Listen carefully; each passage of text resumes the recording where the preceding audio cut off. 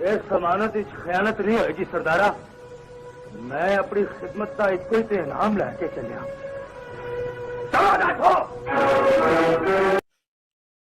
अस्सलाम वालेकुम नाज़रीन, मैं तारक सानी ते तुसी वेख रहे मेरे यूट्यूब चैनल रैबर एंटरटेनमेंट प्लस। नाज़रीन, अगर तुसी मेरे चैनल ते नवे हो तो मेहरबानी फरमा के मेरे चैनल नू सबसक्राइब कर लिया करो और हाँ, घंटी नू जरूर प्रेस कर देना ताकि मेरी हर नवी आने वाली वीडियो सब तो पहले तुहाडे तक पहुँचे। और नाज़रीन, एक और रिक्वेस्ट करनी सी, मेरा एक दोस्त है, ਉਹਦਾ चैनल है ज़हीर अज़ारी प्लस। तुसी उस चैनल ते विजिट करो, उस चैनल नू सबसक्राइब करो। बड़ी मालूमाती और बड़ी अच्छियां गल्लां उस चैनल ते तुहानू मिलणगियां। ਅੱਜ ਜਿਹੜੀ ਫਿਲਮ ਲੈ ਕੇ ਮੈਂ ਤੁਹਾਡੀ ਖਿਦਮਤ ਵਿੱਚ ਹਾਜ਼ਰ ਹੋ ਰਿਹਾ, ਉਸ ਫਿਲਮ ਦਾ ਨਾਮ ਹੈ ਇੱਕ ਸੀ ਮਾਂ। ਇੱਕ ਸੀ ਮਾਂ 7 ਜੂਨ 1968 ਬਰੋਜ਼ ਜਿਮਾ ਰਿਲੀਜ਼ ਹੋਣ ਵਾਲੀ ਇੱਕ black and white Punjabi film ਸੀ।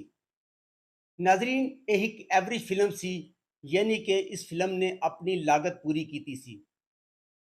ਇਸ ਫਿਲਮ ਨੂੰ ਨਜ਼ੀਰ ਪਿਕਚਰਸ ਨੇ ਰਿਲੀਜ਼ ਕੀਤਾ ਸੀ।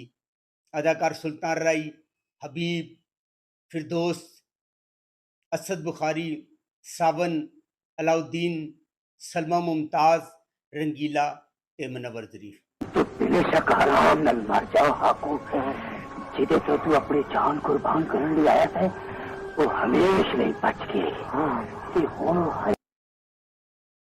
हदायत वहीदार, फिल्मसाज शेख नज़ीर हुसैन, मसन्नफ हज़ीन कादरी और म्यूज़िक वज़ीर अफजल। गुलकार मसूद राना नूरजहां और कैमरामैन नसीम हुसैन। नाजरीन, इस फिल्म में 8 गाने, 7 नूरजहां की आवाज़ और एक गाना मसूद राना की आवाज़ है। और नूरजहां के जोड़े 7 गाने उन्होंने चों जोड़ा सब तो मशहूर है और उस जमाने काफ़ी वजह वो गाना और काफ़ी हिट रहा है, वो ए गाना में।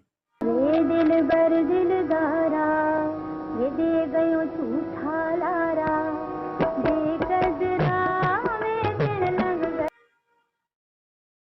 नाजरीन, इस फिल्म में सुल्तान राई ने फिरदौस के प्यो का किरदार अदा किया है ते सुल्तान राई का नाम करमू होंदा है। ये उस दौर की फिल्म है जिस दौर ही सुल्तान राई जदोजहद कर रहे सन और फिल्म इंडस्ट्री अपना नाम बनाने की कोशिश कर रहे सन और उत्ते आने की कोशिश कर रहे सन। इस फिल्म में सावन ने भी जागीरदार का किरदार अदा किया है, जिहड़ा उस इलाके का सरदार होंदा है। नाज़रीन, चूंकि सावन भी अपने दौर विच बहुत हिट सन और हर फिल्म की जरूरत सन और कोई भी फिल्म सावन तो बगैर कंप्लीट नहीं होती सी। सावन ने भी अपनी जिंदगी की लाजवाब परफॉर्मेंस का मुजाहरा किया है और शानदार एक्टिंग का मुजाहरा किया है। सलमा मुमताज ने मां के किरदार मैं तेनू इत्थे एक पल भी नहीं रखना चाहता। मैं तेरे मशवरे ते अपने कन्ना च एक हद कायम कर देंगा। अज तो मैं तेनू लाल पिंड च नजर बंद कर। और बड़ी ही जज्बाती एक्टिंग की है और बड़े ही अच्छे डायलॉग बोले। उस तो इलावा असद बुखारी ने सरदार दे पुत्र दे किरदार विच बड़ी अच्छी एक्टिंग की है, बड़ा अच्छा काम किया है। और उस तो इलावा सब तो जिहड़ी हैरान कुन गल सी, ये इस फिल्म में अलाउद्दीन ने गूंगे का किरदार अदा करके सब नू हैरान कर दिता है। गूंगे के किरदार विच बहुत ही शानदार एक्टिंग की है और अलाउद्दीन का नाम फिल्म में हाकू होंदा है। इस तो इलावा हबीब ते फिरदौस का पेयर बनाया गया है। फिरदौस ने भी अच्छी एक्टिंग की है और अपने कैरियर की बेहतरीन एक्टिंग की है। नाजरीन, एक सीमा का म्यूजिक ही बहुत शानदार है और इसकी कहानी भी बहुत शानदार है। अगर तुहानू मेरी मालूमात अच्छी लगी हो, मेरे चैनल को सबसक्राइब करो, लाइक करो, शेयर करो।